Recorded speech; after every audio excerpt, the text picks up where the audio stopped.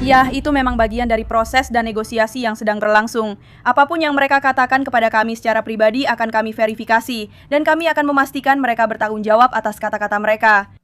Dan jika itu tidak terjadi, Presiden sudah menjelaskan dengan tegas konsekuensi militer yang akan dihadapi rezim Iran jika mereka tidak menepati apa yang telah dikatakan. Secara khusus di belakang layar, ketika Presiden mengatakan bahwa mereka lebih masuk akal, orang-orang ini memang menunjukkan sikap yang lebih masuk akal di belakang layar dalam percakapan pribadi. Berbeda dengan para pemimpin sebelumnya, yang sekarang sudah tidak ada lagi karena mereka berbohong kepada Amerika Serikat dan menipu kami dalam negosiasi, yang mana hal itu tidak dapat diterima oleh Presiden. Dan karena alasan itulah, banyak dari mereka yang terbunuh.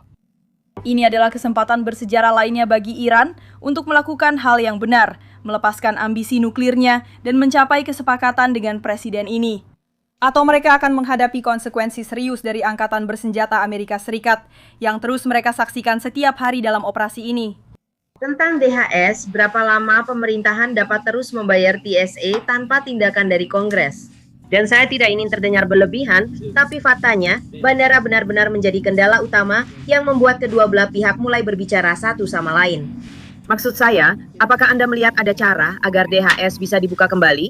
Apakah mungkin ini akan berlanjut hingga pemilu paruh waktu? Ya, tentu saja kami berharap begitu. Maksud saya, Presiden tidak bisa terus-menerus menandatangani memorandum dan proklamasi setiap kali Kongres gagal menjalankan tugasnya. Sementara para Demokrat menahan seluruh negara kita sebagai sandera. Memilih lembaga mana yang ingin mereka danai hanya karena mereka tidak suka dengan kebijakan pemerintahan ini. Bukan begitu seharusnya sistem ini berjalan. Mereka telah 7 kali memilih menentang pendanaan DHS karena alasan partai dan politik. Jadi sekali lagi, Presiden turun tangan untuk melakukan hal yang benar saat ini. Tapi beliau juga mendorong Kongres untuk kembali ke Washington guna menyelesaikan masalah ini secara permanen dan mendanai serta membuka kembali Departemen Keamanan Dalam Negeri sepenuhnya. Caroline, 2 pertanyaan, satu tentang TSA dan satu lagi tentang Iran, tentang TSA. Untuk warga Amerika biasa yang sedang menonton konferensi pers ini, berapa lama sampai semuanya kembali normal di bandara?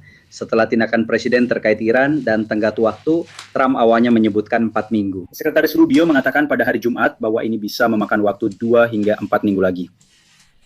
2 hingga 4 minggu adalah jangka waktu yang saat ini dipertimbangkan oleh pemerintah.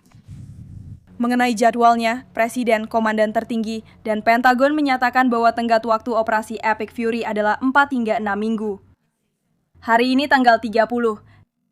Jadi, sekali lagi, tinggal menghitung saja untuk mengetahui berapa lama lagi Pentagon membutuhkan waktu untuk sepenuhnya mencapai tujuan operasi Epic Fury. Yang akan saya tegaskan kembali, menghancurkan Angkatan Laut Iran, menghancurkan rudal balistik mereka, membongkar infrastruktur produksi rudal dan drone mereka, serta secara signifikan melemahkan proksi-proksi mereka. Sepanjang operasi ini, dan tentu saja juga mencegah Iran memperoleh senjata nuklir. Mengenai pertanyaan pertamamu, Stephen, tentang TSA dan bandara, tidak ada yang benar-benar akan kembali normal sampai Partai Demokrat melakukan hal yang benar dan sepenuhnya mendanai lembaga ini. Sekali lagi, Presiden turun tangan untuk bertindak dengan benar dan mengakhiri krisis ini dalam transportasi udara dan di bandara-bandara di seluruh negeri. Tapi, sekali lagi, Kongres perlu kembali. Partai Demokrat harus mendanai Departemen Keamanan Dalam Negeri agar kita secara resmi dapat memastikan bahwa para pegawai luar biasa ini dibayar dalam jangka panjang. Namanya adalah Jonathan Caroline. 2 pertanyaan tentang biaya perang di Perang Teluk pada tahun 90 dan 91. Negara-negara Arab membayar sebagian besar biayanya. Kuwait, Arab Saudi, dan Uni Emirat Arab. Siapa yang membayar biaya perang ini? Apakah negara-negara Arab tersebut akan bersedia membayar? Ya, saya rasa itu sesuatu yang sangat ingin diminta Presiden agar mereka lakukan. Saya tidak akan mendahuluinya, tapi itu pasti adalah ide yang dia miliki, dan tentu saja, kalian pasti akan mendengar lebih banyak tentang hal itu darinya. Dan yang kedua, harga solar rata-rata adalah 5,38 per galon. Hari ini, apa pesan dari pemerintahan Trump untuk para sopir truk yang menghadapi tingginya biaya bahan bakar ini? Sekarang. Sekali lagi, kami mengerti, kami mendengar kalian, kami melihat apa yang kalian hadapi. Kami memantau dengan cermat fluktuasi jangka pendek pada harga minyak dan solar ini. Dan itulah sebabnya Presiden dan pemerintah terus-menerus mengumumkan tindakan yang kuat untuk memberikan stabilitas di pasar energi global. Seperti yang kalian tahu, asuransi risiko politik adalah salah satu tindakan tersebut. Ini memungkinkan negara-negara membeli minyak yang dikenai sanksi hanya untuk meningkatkan pasokan. Sementara itu, kami bekerja untuk melepaskan 400 miliar barel minyak dan produk olahan. Kami juga mengeluarkan pengecualian Undang-Undang Jones selama 60 hari. Semua ini bertujuan untuk meningkatkan pasokan agar menciptakan stabilitas di pasar selama masa ini. Tapi pesan utamanya, seperti yang sudah kami tegaskan berulang kali, adalah bahwa sekali lagi, ini adalah tindakan jangka pendek dan fluktuasi harga jangka pendek untuk manfaat jangka panjang. Untuk mengakhiri ancaman yang ditimbulkan oleh Iran terhadap Amerika Serikat, pasukan kami dan sekutu kami di kawasan tersebut, dan memastikan bahwa rezim ini tidak lagi dapat mengendalikan arus bebas arus energi dunia melalui Selat Hormuz, sesuatu yang terus dilawan oleh pemerintah setiap hari. Carolina Jennifer, hanya 2 pertanyaan. Jennifer yang mana? Aku akan pergi. Silakan. 2 pertanyaan tentang Tiongkok dan Iran. Tentang Tiongkok. Sebelum kunjungan Presiden ke Beijing, akan ada pertemuan kerja dengan Sekretaris Bisant dan Jameson Greer. Kapan itu akan berlangsung? Saya tidak tahu, saya berharap ya bahwa anggota kabinet akan melakukan perjalanan ke Tiongkok lebih awal. Saya tidak memiliki rincian jadwal mereka, tetapi seperti yang Anda tahu, ini adalah hal yang umum dalam perjalanan internasional. Saya akan berbicara dengan Departemen Keuangan dan Kabinet untuk mendapatkan jawaban itu untuk Anda. Tapi kami berharap mereka akan berangkat lebih awal. Oke, terima kasih banyak. Dan tentang Iran, jika Iran memilih kapal tanker mana yang boleh melewati selat dan mempertimbangkan penerapan tarif tinggi kepada mereka, Ya, dan bagaimana hal itu konsisten dengan pesan Presiden yang ingin agar selat tetap terbuka? Apakah pemerintah benar-benar mendukung sistem di mana Iran memungut biaya tol dari kapal-kapal tersebut untuk mendapatkan akses? kami tidak mendukung itu, dan saya menolak gagasan bahwa mereka sedang memilih-milih. Kapal-kapal tanker minyak itu, 10 yang diumumkan sebelumnya, dan 20 yang baru yang kami harapkan dalam beberapa hari ke depan, adalah hasil dari pembicaraan langsung dan tidak langsung antara Amerika Serikat dan Iran. Jadi, kapal-kapal itu tidak akan bisa lewat tanpa diplomasi dari Presiden dan keterlibatan timnya. Kami mengharapkan kepatuhan penuh mulai sekarang, dan kami terus bekerja erat terkait masalah ini. Caroline. Terima kasih untuk yang di depan dan di belakang panggung. Di sana, tepat di sana. Kamu mengangkat tanganmu dengan sangat antusias. Silahkan, boleh melambaikan tangan. Hana News Nation, terima kasih. Saya punya 2 pertanyaan singkat untuk Anda. Ada laporan bahwa Partai Republik mempertimbangkan pemotongan anggaran kesehatan untuk mendanai 200 miliar dolar untuk Pentagon dan operasi Epic Fury. Presiden Trump mendukung pertukaran seperti ini. Saya sudah melihat laporan-laporan itu. Saya belum berbicara dengan Presiden tentang hal ini. Dan saya juga belum mendengar bahwa topik ini telah dibahas dalam rapat tingkat tinggi di Gedung Putih. Saya tidak akan mengambil sikap secara pasti, karena saya belum mendengar hal itu dibahas di sini di sayap barat. Kedua, saya tahu bahwa Trump mengatakan kita sudah lebih cepat dari jadwal dalam mencapai tujuan militernya di Iran. Dia memperkirakan konflik ini akan berlangsung 4-6 minggu, dan sekarang kita sudah memasuki minggu kelima. Jadi bagaimana cara menyelaraskan hal itu? Jadwalnya adalah 4-6 minggu. Anda bilang kita sudah pada hari ke-30 operasi. Saya telah memberikan pembaruan dari Pentagon tentang target-target yang telah dicapai, dan Angkatan Bersenjata telah sangat efektif. Saya rasa kita semua harus bangga pada Angkatan Bersenjata atas apa yang telah mereka lakukan selama 30 hari terakhir. Misi akan terus berjalan sampai tujuan tercapai, dan jadwal 4-6 minggu tetap berlaku. Saya tidak punya kabar baru tentang itu. Ya, seperti yang lain, satu tentang TCA, satu tentang Iran ya, tentang Iran. Saya tahu sulit untuk membahas hipotesis, tapi saya rasa ini adalah salah satu yang bisa Anda tanggapi. Jika Presiden benar-benar mengejar, Kemungkinan besar kita tidak akan mendengarnya, begitu. jika Presiden atau Ochoa memutuskan untuk memulai perang darat, dia akan meminta izin dari Kongres untuk tindakan tersebut. Lihat, Presiden sudah beberapa kali ditanya tentang pengerahan pasukan di darat atau dugaan operasi darat. Dia tentu saja menolak untuk menutup kemungkinan itu. Merupakan tugas Pentagon untuk memberikan sebanyak mungkin opsi kepada Presiden. Itu tidak berarti dia sudah mengambil keputusan. Juga bukan berarti dia tidak akan memberitahu media tentang keputusan tersebut agar tidak memperingatkan musuh. Terkait dengan kepatuhan pada keputusan Kongres dan supremasi hukum, pemerintah akan selalu melakukannya. Presiden tetap menjaga rasa hormat yang mendalam terhadap peran Kongres dalam semua operasi militer. Sebenarnya sebelum peluncuran operasi Epic Fury, pemerintah telah memberikan pemberitahuan pendahuluan sebagai bentuk penghormatan kepada Kongres dan Kelompok 8. Selain itu, pejabat tinggi, anggota kabinet dan sekretaris telah beberapa kali pergi ke Kongres dalam 30 hari terakhir untuk memberikan pengarahan penting ini sebagai bentuk penghormatan, setiap kali hal itu diminta. Sekarang beralih ke TSA, beberapa pendukung Trump datang kepada saya untuk menanyakan tentang memorandum presiden yang mengarahkan DHS untuk membayar para pegawai. Saya tahu ada banyak negosiasi yang terlibat dalam shutdown pemerintah sebesar ini. Mengapa Presiden tidak mengeluarkan pembayaran ini kepada pegawai TSA sebelumnya? Yah, itu karena para Demokrat yang 7 kali memilih menentang pembukaan kembali Departemen Keamanan Dalam Negeri, sehingga kita sampai pada situasi krisis eksistensial seperti ini. Maksud saya, Anda sudah melihat antrean di berbagai bandara besar di negara ini. Para pelancong Amerika benar-benar membayar mahal akibat permainan politik partisan dari Demokrat. Presiden telah bekerja sama dengan tim hukumnya dan kantor anggaran untuk mengatasi keadaan darurat dalam perjalanan udara di seluruh negeri. Dan karena presidenlah para petugas TSA tetap ada, dan begitu juga yang lainnya. Namun beliau meminta Kongres untuk kembali ke Washington, mendanai dan sepenuhnya membuka kembali Departemen Keamanan Dalam Negeri. Tentu saja. Saya Lindsay Ellis dari Wall Street Journal mencoba menyeimbangkan tujuan utama pemerintah. Dengan pembukaan penuh Selat Hormuz, Trump akan menang dan mengakhiri operasi dengan mencapai keempat tujuan, bahkan jika lalu lintas di selat itu berjalan lambat. Lihat, seperti yang sudah saya katakan berulang kali, dan seperti yang sudah ditegaskan oleh Presiden, tujuan dari operasi Amara Epic adalah menghancurkan Angkatan Laut Iran, rudal balistik mereka, membongkar infrastruktur industri pertahanan mereka yang memproduksi senjata yang mengancam Amerika Serikat dan sekutunya, serta mencegah Iran memperoleh senjata nuklir. Pembukaan kembali selat adalah sesuatu yang sedang diupayakan oleh pemerintah, tetapi tujuan utamanya telah dijelaskan kepada rakyat Amerika oleh Komandan. Derek, tolong dengarkan. Presiden pagi ini mengeluarkan ancaman untuk menghancurkan infrastruktur Iran, termasuk pembangkit listrik, sumur minyak, pulau Hark, dan pabrik desalinasi. Menyerang infrastruktur sipil seperti itu dilarang menurut hukum internasional. Mengapa Presiden mengancam akan melakukan sesuatu yang bisa dianggap sebagai kejahatan perang?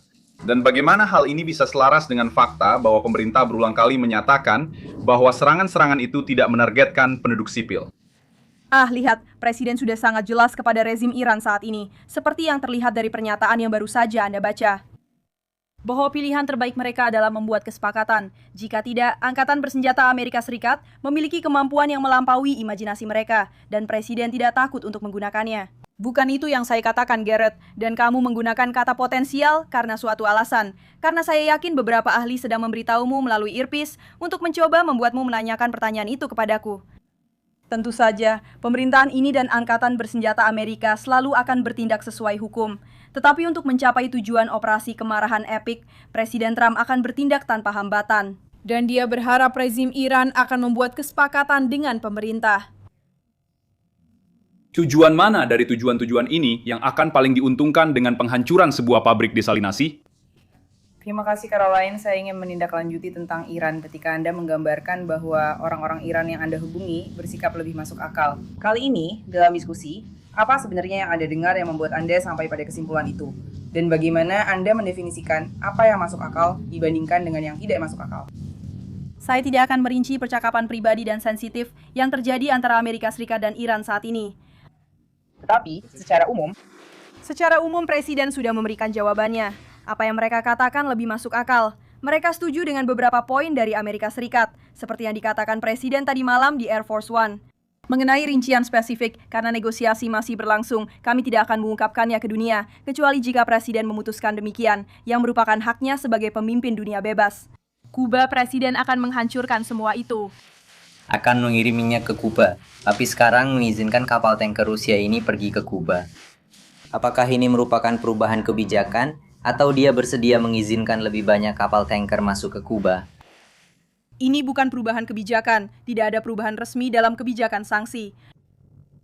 Seperti yang dikatakan Presiden tadi malam, kami mengizinkan kapal ini tiba di Kuba untuk memenuhi kebutuhan kemanusiaan rakyat Kuba.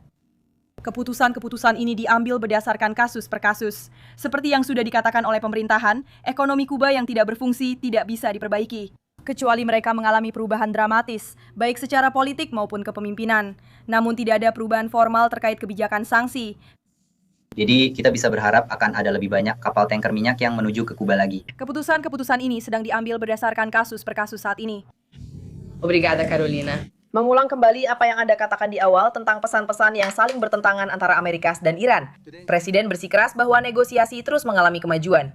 Dan seperti yang Anda sebutkan, dia mengatakan bahwa Iran telah menyetujui sebagian besar dari 15 poin tersebut. Kami baru saja mendengar dari Iran. Mereka mengatakan tidak ada negosiasi yang sedang berlangsung dan menyebut proposal tersebut berlebihan dan tidak realistis. Jadi, bagaimana Anda menjelaskan hal ini? Bagaimana Anda menjelaskan perbedaan antara keduanya?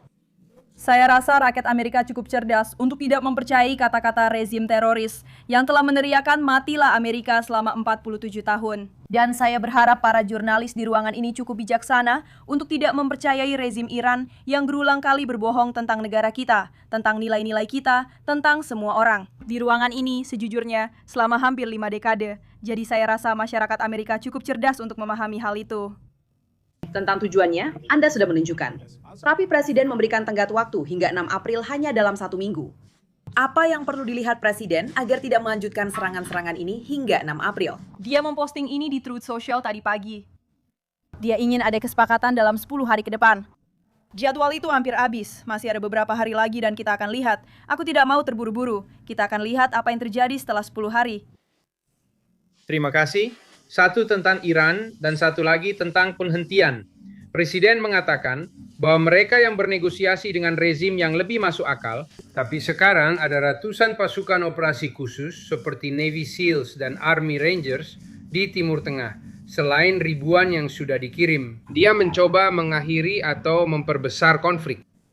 Presiden fokus untuk mencapai tujuan operasi Epic Fury terkait pasukan yang berada di daratan Timur Tengah. Tugas Pentagon adalah menciptakan sebanyak mungkin opsi untuk komandan tertinggi.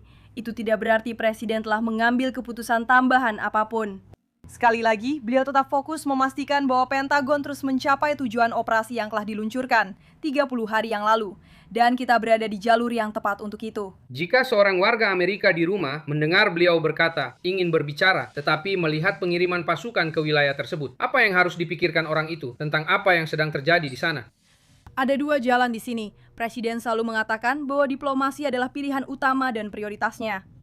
Sekali lagi, beliau telah mencoba dengan tulus dan itikat baik untuk terlibat dalam diplomasi dengan rezim Iran. Bahkan sebelum operasi ini diluncurkan, beliau ingin mencapai kesepakatan dan mengirimkan para negosiator utamanya. Untuk itu, mereka mencurahkan banyak waktu dan usaha untuk mencoba mencapai kesepakatan. Dan sayangnya, rezim sebelumnya, banyak dari para pemimpin itu sudah tidak bersama kita lagi karena mereka menghadapi konsekuensi dari ações militares dos Estados Unidos. Assim, jika ada peluang untuk mencapai kesepakatan, saya ulangi, Presiden tetap terbuka. Namun tanpa mengalihkan fokus dari tujuan militer yang telah ditetapkan 30 hari yang lalu dan yang terus dicapai oleh pasukan kita hari demi hari. Berbicara tentang penghentian sementara, dia menandatangani perintah darurat nasional pada hari Kamis lalu, memastikan bahwa petugas TSA tetap dibayar. Namun, pegawai sipil lainnya di DHS masih belum menerima gaji. Dia akan menandatangani sesuatu untuk memastikan mereka juga dibayar. Lihat, Presiden selalu akan mencari cara untuk memastikan rakyat Amerika dilayani dan melakukan apa yang benar untuk mereka. Tapi sungguh konyol bahwa dia harus sampai bekerja sama dengan tim hukum dan kantor manajemen dan anggaran untuk menemukan sumber daya tersebut. Itu adalah tugas Kongres untuk mendanai lembaga-lembaga tersebut. Dan para Demokrat di Kongres sudah 7 kali memilih menentang pendanaan Departemen Keamanan Dalam Negeri. Kongres seharusnya memberikan suara dan menyelesaikan masalah ini. Presiden, sekali lagi, mengambil keputusan untuk mencegah hal itu. Apa yang kita lihat di bandara-bandara negara kita yang hanya akan memperburuk keadaan. Dan itulah sebabnya dia ingin Kongres melakukan tugasnya. Terima kasih Caroline karena sudah menyebutkannya. Aku akan menjemputmu. Ngomong-ngomong soal Paskah dan doa, aku ingin tahu pendapatmu tentang pernyataan Paus. Paus Pius kemarin mengatakan bahwa Tuhan tidak mendengarkan doa orang-orang yang berperang. Bisakah kamu berkomentar? Menurutku, bangsa kita didirikan hampir 250 tahun yang lalu, berdasarkan nilai-nilai Yahudi Kristen. Dan kita telah melihat para presiden, kita telah melihat para pemimpin departemen perang, dan kita telah melihat pasukan kita berdoa di saat-saat paling sulit dalam sejarah negara kita.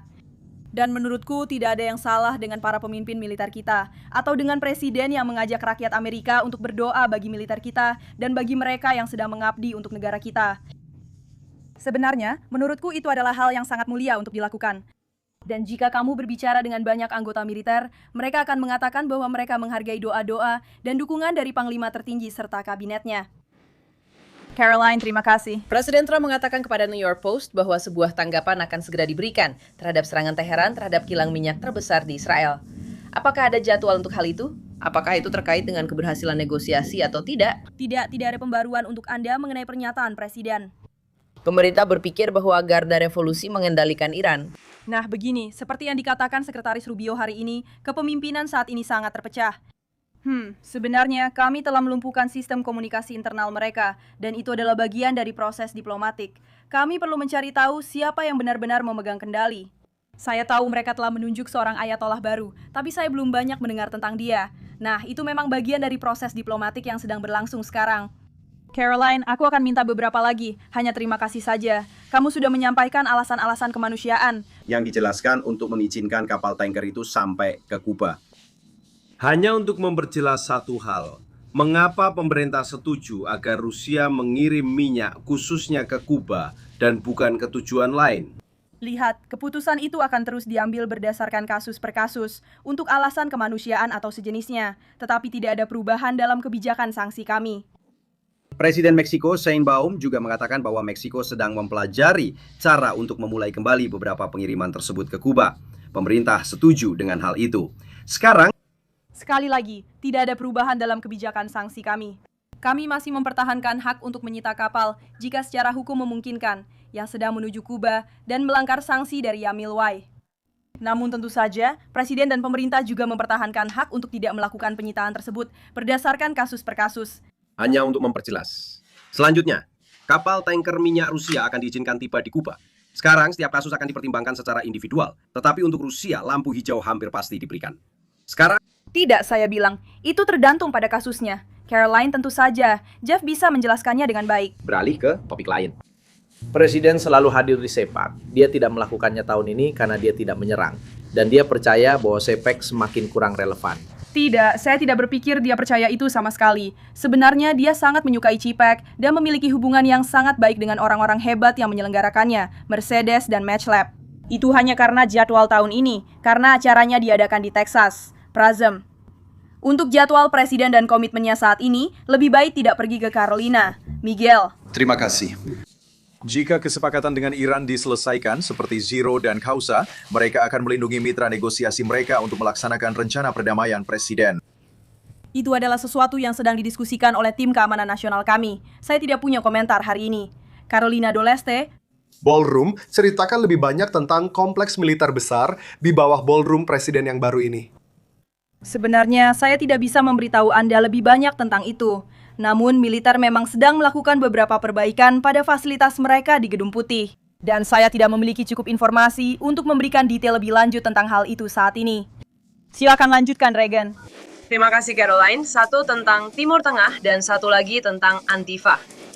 Netanyahu menyatakan pada hari Minggu bahwa Kardinal Putrara dapat melaksanakan perayaan Minggu Palma di Gereja Makam Kudus. Setelah awalnya dicegah oleh polisi Israel, seseorang dari pemerintahan atau presiden menghubungi otoritas Israel untuk meminta bantuan kepada Kardinal dalam masalah ini. Baik, saya berbicara dengan Sekretaris Rubio pagi ini, dan kami menyampaikan keprihatinan kami kepada Israel. Terkait penutupan tempat-tempat suci tersebut, kami ingin para umat beriman dapat mengakses tempat-tempat suci itu. Tentu saja, keamanan adalah prioritas utama, dan kami memahami bahwa Israel sedang bekerja pada langkah-langkah keamanan ini untuk membuka kembali tempat-tempat tersebut selama Pekan Suci. Dan itu adalah sesuatu yang kami hargai. Caroline Tentu. Di Texas, 9 orang telah divonis bersalah oleh juri federal atas tuduhan terorisme domestik yang terkait dengan Antifa. Gedung Putih sudah menyatakan bahwa mereka sedang menyelidiki Antifa, siapa yang mendanai, siapa yang memimpin. Bisakah Anda memberi kami pembaruan tentang perkembangannya, bagaimana penyelidikan itu berjalan? Dan menurut Anda, apakah kita akan melihat lebih banyak dakwaan terhadap orang-orang di Antifa? Baik. Saya tahu bahwa telah dibentuk satuan tugas selintas lembaga untuk fokus pada ancaman dari Antifa, yang seperti Anda tahu, telah dinyatakan sebagai organisasi teroris domestik oleh Presiden, dengan alasan yang tepat, dan kami akan terus menyelidikinya. Saya tidak memiliki pembaruan tentang penyelidikan khusus itu saat ini, tetapi saya akan dengan senang hati meminta tim saya untuk menyampaikannya hari ini, karena hal ini tetap menjadi prioritas utama bagi Presiden dan agenda kebijakan dalam negerinya. Hari ini, CC. Sebuah pertanyaan tentang ranjau darat. Ada laporan bahwa ranjau buatan Amerika telah ditemukan di tanah Iran. Presiden Trump telah mengizinkan penggunaan ranjau darat buatan Amerika di Iran. Saya tidak punya komentar tentang laporan itu hari ini. Tidak ada komentar yang bisa saya berikan. Karin, halo, Karin 2 di DHS. Kamu bilang bahwa Presiden mendorong Kongres untuk kembali ke Washington DC. Kamu sendiri yang bilang bahwa saya punya komentar yang ingin disampaikan. Dia sudah mengulanginya beberapa kali. Kamu pasti ingat, dia bilang akan mengadakan makan malam Paskah besar di Gedung Putih. Jika Kongres menghadapi Partai Demokrat dalam masalah ini, itu memang perlu, karena sekali lagi, Partai Demokrat salah. Mereka sudah 7 kali memilih menentang pendanaan Departemen Keamanan Dalam Negeri, yang benar-benar tidak masuk akal, dengan semua yang sedang terjadi. Para pria dan wanita pemberani yang bertugas di DHS pantas menerima gaji mereka. Presiden ingin melihat hal itu terjadi, dan ingin Kongres kembali untuk menyelesaikan masalah ini. Terima kasih banyak atas semuanya. Terima kasih.